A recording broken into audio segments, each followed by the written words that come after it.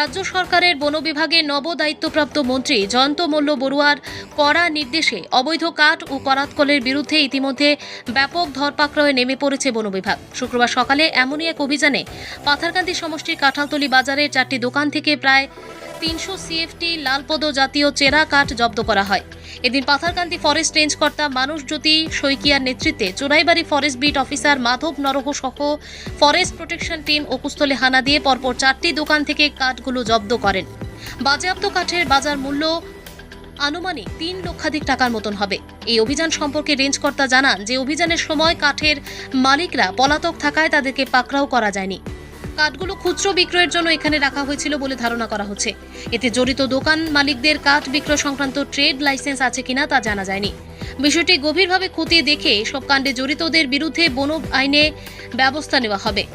পাশাপাশি বন বিভাগের এখনো অভিযান অব্যাহত থাকবে বলে জানান রেঞ্জ কর্তা।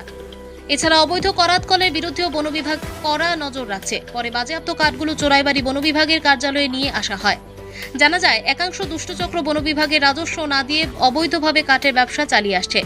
এদের বাগে আনতে বিভাগীয় মন্ত্রীর কড়া দাওয়ায় কিছুটা হলেও কাজে আসবে বলে অনেকেই মত প্রকাশ। ভানুচন্দ্রের আমার ইনফরমেশন মতে দুটা গাড়ি লোড হয়ে আছে।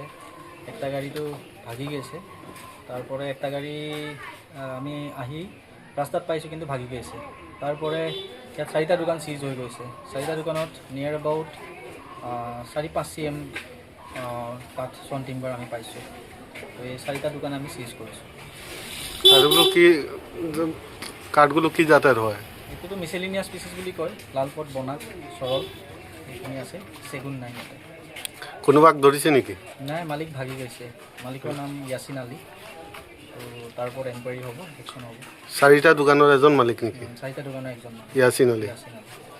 আৰু মালখিনিৰ বাজাৰ মূল্য কিমান হ'ব? বাজাৰ মূল্য তো CFT ওয়াইজ 1000 টকা। তো গতিকে ইয়াত 200 CFT তো হৈ যাব। তো মানে 2 লাখ আৰাউণ্ড এপ্ৰক্স। এতিয়া ক'ত যাব মালবিলাক? এইখিনি আমি এতিয়া নিয়েৰেষ্ট আমাৰ বিট অফিচ আছে চৰাইবাৰীত, তাতে আমি চৰাইবাৰী কাষ্টডিত ৰাখিম।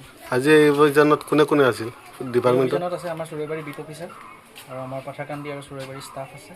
আমাৰ ৰেঞ্জ অফিচাৰ পাথাৰকান্দি, আমি জইণ্টলি অপাৰেশ্যন কৰিছোঁ। এই অভিযান চলি থাকিব নেকি?